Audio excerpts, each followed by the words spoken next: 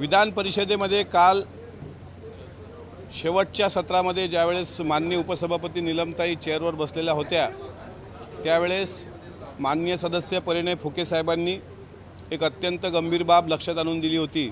ती अशी होती की 260चा प्रस्ताव सरकारकडून ज्यावेळेस मांडण्यात येतो त्यावेळेस त्या प्रस्तावाला गांभीर्यानं घेणं अत्यंत महत्त्वाचं असतं।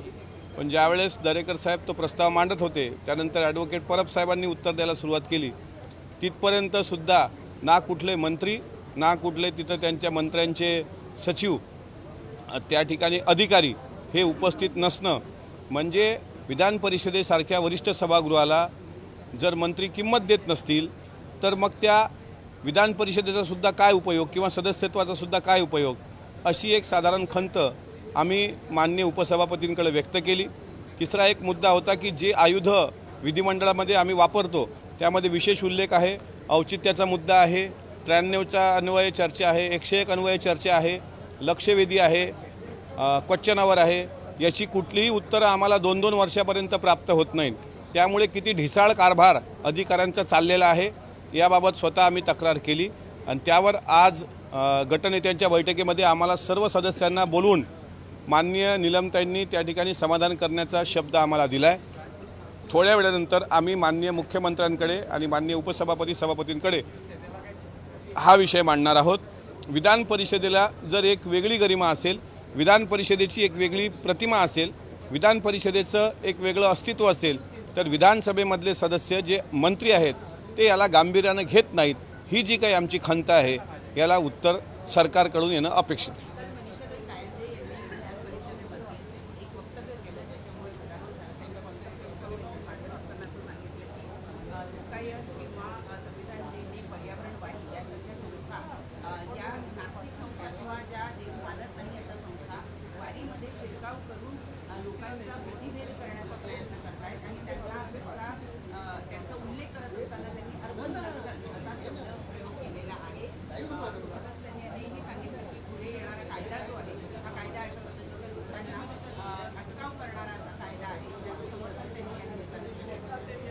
कोण्यातरी संघटनेने त्यांना पॉईंट ऑफ इन्फॉर्मेशन मांडण्याकरता प्रत्येक सदस्याला वाटते की आपण पॉईंट ऑफ इन्फॉर्मेशन मांडावं, मग त्यांच्याकडे काही विषय नसतो। तर मनीषाताईंकडे एक विषय आला आणि तो विषय देणाऱ्या संघटनासुद्धा त्या किती पारदर्शक आहेत हे स्वतः मी कागदपत्र असताना तपासलं।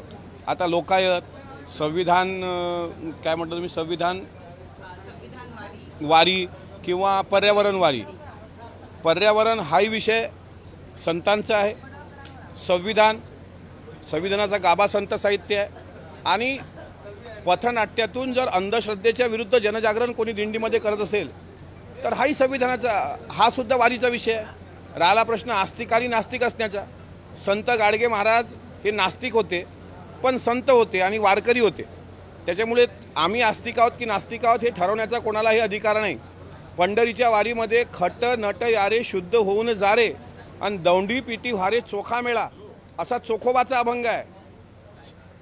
चमत्काराच्या विरुद्ध किंवा अंधश्रद्धेच्या विरुद्ध प्रबोधन करणारा तुकोबाचा अभंग आहे। सांगो जानती शकून भूत भविष्य वर्तमान याचा आम्हासी कंटाळा पाहो नावळती डोळा, रिद्धी सिद्धीचे साधक वाचा सिद्धी होती एकन तुका म्हणे जाती पुण्यक्षय अधोगती, किंवा योग याग विधी येणे नवे सिद्धी म्हणणाऱ्या ज्ञानेश्वर महाराजांची ही वारीची परंपरा, तुकोबांची परंपरा, याला कुठंतरी गालबोट लावण्याचा प्रकार या पॉईंट ऑफ इन्फॉर्मेशनच्या माध्यमातून सन्माननीय मनीषाताईंनी केला आहे। आणि मनीषाताईंना जर नक्षल अर्बदवाद वारीमध्ये घुसला आहे असं वाटत आहे तर भिडे गुरुजींच्या धारकऱ्यांनी, मी म्हणत नाही भवाळकर ताईंनी त्यावर भाष्य केलं आहे की वारीमध्ये मागच्या वर्षीपासून धारकरी घुसायला लागलेत, हा नक्षलवाद नाही आहे का? मग तुम्ही तुमच्या सोयीचं बोलणार का? अखंड वारीच्या परंपरेमध्ये कोणालाही यायला मज्जाव नाही, सर्वजण येऊ शकतात। भारतीय संविधानासारखा पवित्र धर्मग्रंथ दुसरा कुठलाही देशाचा असू शकत नाही आणि जर संविधानाच्या बाबतीत प्रबोधन होत असेल तर तुम्हाला वाईट वाटण्याचं काही कारण नाही। संविधान असेल, पर्यावरण असेल, हा संतांचा श्वास आहे, त्याच्यामुळे अशा प्रकारचं पॉईंट ऑफ इन्फॉर्मेशन त्या सभागृहामध्ये मांडलं गेलं हे मला असं वाटतं की कुठंतरी आपल्या आयुधाचा गैरफायदा करण्याचा जो प्रकार आहे, वारीच्या परंपरेला गालबोट लावण्याचं काम कृपा करून करू नये। संविधान हा आमचा श्वास आहे। जरी असा कायदा कुठे येत असेल तर कायद्याच्या बाजूला कायद्यात काय चुकीचं आहे, उद्या तुम्ही कोणालाही अटक करणार, कोणी जर पथनाट्याच्या माध्यमातून अवेअरनेस करणार असेल तर तुम्ही त्याला नक्षलवादी ठरवणार, हे सर्टिफिकेट तुम्हाला कोणी दिलंय? हे आम्ही अजून जिवंत आहोत त्या सभागृहामध्ये. जे चुकीचं असेल त्याला बोलणं आमचं कर्तव्य आहे आणि मी वारकरी असल्यामुळे अशा प्रकारचं वक्तव्य करून माझ्यासारख्या वारकऱ्याला सुद्धा वेदना झालेल्या आहेत.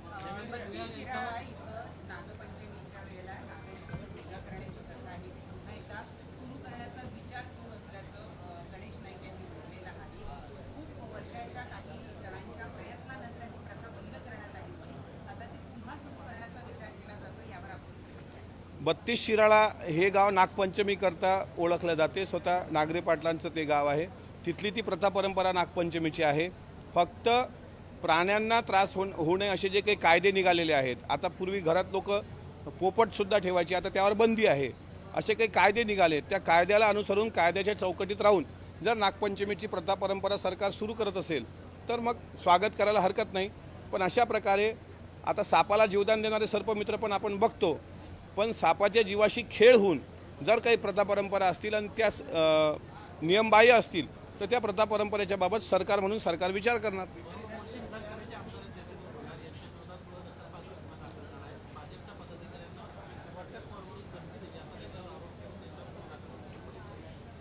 मला याबाबत आता आपण सांगता याबाबत अधिक माहिती नाही. पण व्हॉट्सअप कॉलवरून जर धमकी दिली असं यात जर सत्य असेल तर त्याची चौकशी होईल. पण मला वाटत नाही की देवेंद्र भुयार तसे धमकी बिमकी देणाऱ्या आमदारांपैकी आहेत.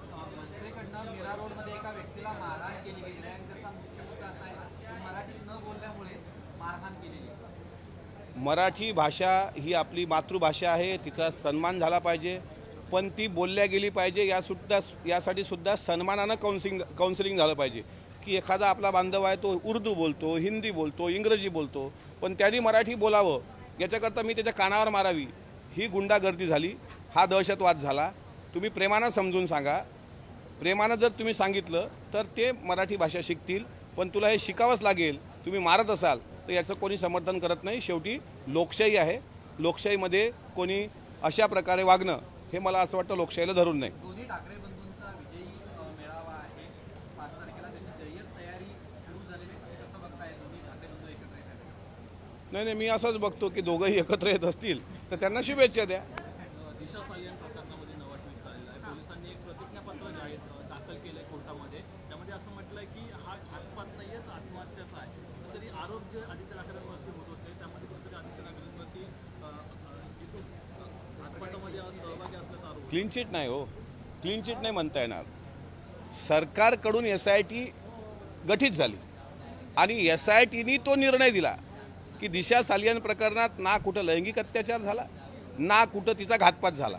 म्हणजे इतक्या वर्ष ज्या पद्धतीनं एखाद्या व्यक्तीचं राजकीय करिअरच उभं राहू नये, तो कुठलाही असो, कुठल्याही पक्षाचा असो, पक्ष म्हणून आम्ही बघत नाही. पण ज्या वेळेस त्यांच्यावर आरोप झाले त्यावेळेस त्यांनी संयमानं प्रतिक्रिया दिली होती आणि सांगितलं होतं की माझा याच्यामध्ये दोष नाही, शेवटी सत्य जनतेसमोर येणार. आता क्लीन चिट हा शब्द जो तुम्ही काढला, असं असतं की ते सरकारमधले आमच्या मंत्री आहेत आणि मग SITनी क्लीन चिट, मग SITने सांगितलं यात काही तथ्य नाही, मग ते क्लीन चिट असा शब्द आपण ग्राह्य धरला असता. पण या प्रकरणावरून एकच लक्षात येतं, सत्य परेशान हो सकता है लेकिन पराजित नहीं हो सकता. ते आरोप सध्या मला एक सांगा की एखादा व्यक्ती माझ्यावर आरोप करत असेल की तुम्ही एखाद्याचा खून केला आहे, एखाद्यावर बलात्कार केला आहे आणि तो सिद्ध होत नसेल तर हे आपलं चुकलं. चूक ती चूक आहे.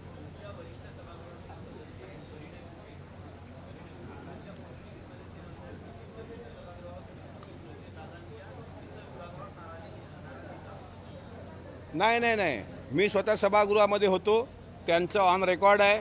ते दादांच्या वित्त विभागावर नाराज असण्याचं कारण नाही. त्यांचं म्हणणं असं आहे की MLCंना सुद्धा DPC मधला फंड भेटला पाहिजे. MLC सुद्धा लोकप्रतिनिधी असतात, त्यांना वगळून जाऊ नये आणि हा निर्णय घेण्याचा अंतिम अधिकार हा माननीय मुख्यमंत्र्यांना असतो. मुख्यमंत्री ज्यावेळेस सांगतील त्यावेळेसच फायनान्स मिनिस्टर पुढं त्याची अंमलबजावणी करत असतात. कॅबिनेटमध्ये हा निर्णय होतो. त्या संदर्भात गटनेत्यांची आता बैठक होणार आहे. गटनेत्यांच्या बैठकीमध्ये आम्ही सर्व विधान परिषदेचे सदस्य की आम्हाला विधान परिषदेच्या कामकाजामध्ये गांभीर्यानं घेतल्या जात नाही. कुठलेही मंत्री गांभीर्यानं सभागृहात उपस्थित राहत नाही. मंत्र्यांचे अधिकारी असतात ते सुद्धा ॲब्सेंट असतात. आम्ही जी आयुधं वापरतो 260चा प्रस्ताव सरकारकडून येत असताना काल कोणी हजर नव्हतं. शेवटच्या 2 तासामध्ये आम्ही 101 अन्वय विशेष उल्लेख मांडतो, औचित्याचे मुद्दे मांडतो, आणखी काही जे आयुध आहेत ती वापरतो. त्याचीसुद्धा उत्तरं 3-3, 6-6 महिने भेटत नाहीत. ही खंत परिणय फुकेंनी व्यक्त केली. स्पेसिफिक त्यांनी अर्थ खात्यावर कुठली नाराजी व्यक्त केलेली नाही. मी स्वतः अर्थमंत्र्यांना सकाळी 8 वाजता देवगिरीवर भेटून आलेलो आहे.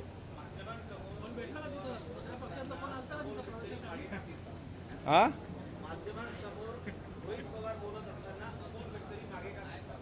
नाही, मी मागं फिरण्याचा प्रश्नच येत नाही. प्रत्येकाला आपापला बोलण्याचा अधिकार आहे.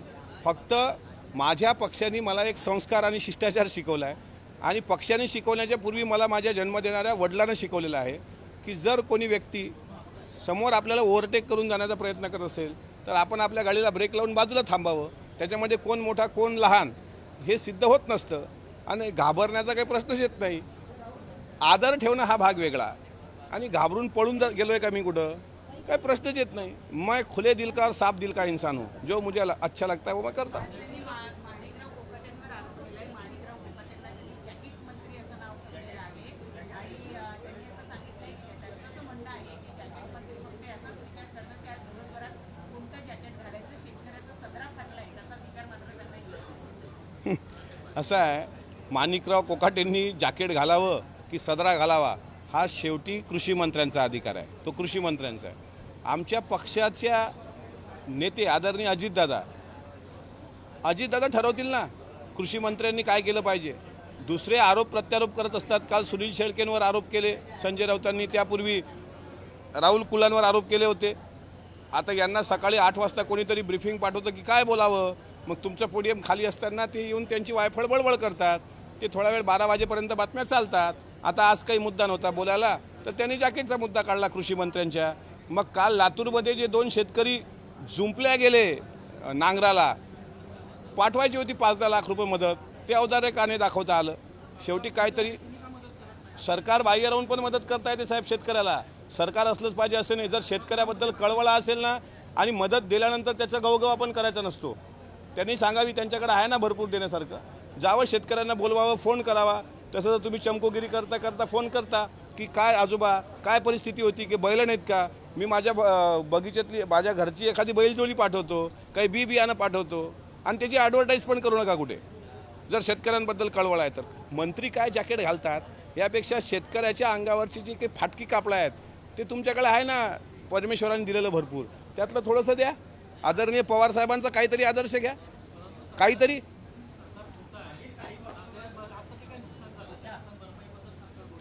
बोलते सरकार 260च्या असं आहे.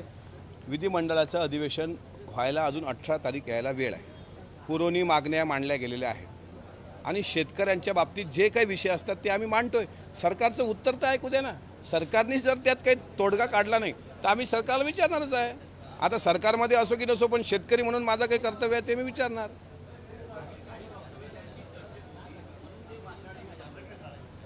कोणाला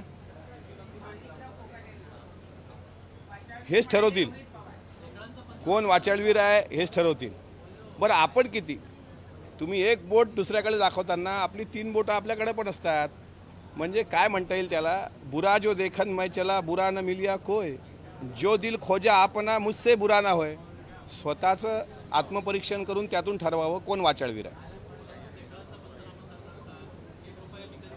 जाऊ द्या हो, शेतकऱ्यावर अवकाळीचं संकट आलं आहे, शेतकऱ्यावर दुबार पेरणीचं संकट आलं आहे, ह्या मुद्दे बाजूला सोडतात. मागच्यासारखंच काहीतरी बोल.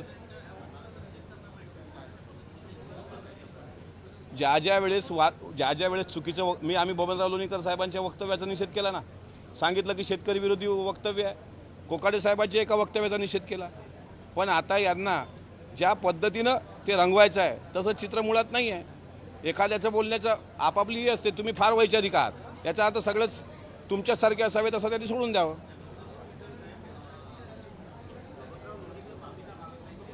तो त्याच जसं मनीषा कायंदे मागून नेत राहिल्या माफी, त्यांचं तर वारकऱ्यांविरुद्ध आहे वक्तव्य, तो त्यांचा प्रश्न आहे. आमची भावना आहे की वारकऱ्यांना अर्बन नक्षलवादी हे वारीमध्ये घुसलेत हे म्हणणं म्हणजे वारीची नाही.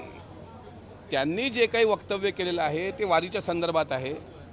वारीमध्ये कोण यावं कोण येऊ नये याकरता 11व्या शतकामध्ये संत चोखामेळांनी अभंग लिहिला आहे, जे नामदेवांचे सहकारी होते. खट नट यारे शुद्ध होऊनी जारे, म्हणजे कसे या, चांगले या वाईट या, चंद्रभागेचं स्नान आणि पांडुरंगाचं दर्शन करून खट नट यारे शुद्ध होऊनी जारे, आणि दौंडी पिटी व्हारे चोखामेळा, अशी दौंडी पिटवली म्हणतात मी वाळवंटामध्ये. जर आस्तिक आला, नास्तिक आला, चांगल्याला, वाईटाला, भल्याला, बुऱ्याला, सगळ्यांना येण्याचा वारीमध्ये अधिकार आहे. तुम्ही कोण ठरवणार हा नास्तिक आहे की आस्तिक आहे? समजा मी नास्तिक आहे, मला वाटतं वारी पाहावी. इस्कॉनच्या लोकांनी आज पंढरपूरवर अतिक्रमण केलं की नाही? इस्कॉन टेम्पल चंद्रभागेच्या घाटावर बांधलं गेलं. जे कलेक्टर म्हणायचे की चंद्रभागेच्या घाटामध्ये कुठलंही बांधकाम आम्ही होऊ देणार नाही, तिथे इस्कॉनवाल्यांनी मंदिर उभं केलं आहे. त्याच्यावर का बोलत नाही तुम्ही? काय संबंध येतो धारकऱ्यांचा, भिडे गुरुजीचा आणि पंढरीच्या वारीचा? ते तर घुसतात ना वारीमध्ये, तर वारकऱ्यांनी काही हाकलून नाही दिलं, उलट सारथ्य करायला लावलं तुकोबाच्या पालखीचं. काही लोक तर म्हणतात आता मुसलमानांना पण बंदी करा. अरे तुकाराम महाराजची पालखी अनगडशा बाबाच्या दर्ग्यावर जाते, हे तुम्हीच दाखवता टी व्हीवाले. पहिली आरती दर्ग्यावर होती तुकोबारायांची. तुकाराम महाराजच्या एकूण गाथेमध्ये 3 अभंग दरवेसाचे आहेत. अल्ला देवे अल्ला दिलावे असा अभंग पण आहे. तुम्ही नाही ठरवणार ना वारी काय म्हणून ते. त्याच्यामुळे त्या अजूनही माफी मागायला तयार नाहीत. तसं लोणीकर साहेब माफी मागायला तयार नाहीत. त्यांनी मागावी असं महाराष्ट्राचं मत आहे, तर मागून टाकावी.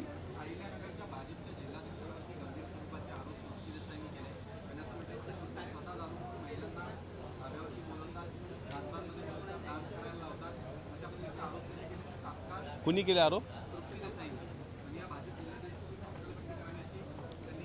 सन्माननीय तृप्तीताई देसाईंनी जर अशा प्रकारचे गंभीर आरोप एखाद्या पक्षाच्या पदाधिकाऱ्यावर केले असतील तर माननीय मुख्यमंत्री आणि त्यांचे नवनिर्वाचित प्रदेशाध्यक्ष माननीय रवींद्र चव्हाण साहेब त्याची गंभीर दखल घेऊन जर त्यामध्ये काही सत्य असेल तर कारवाई करतील.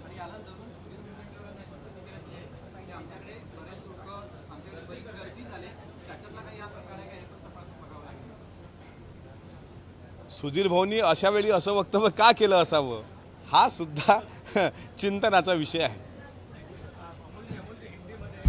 आता isakal.com आहे देशातील नंबर 1 ची मराठी न्यूज वेबसाईट. प्रत्येक अपडेटसाठी isakal.com ला नक्की भेट द्या.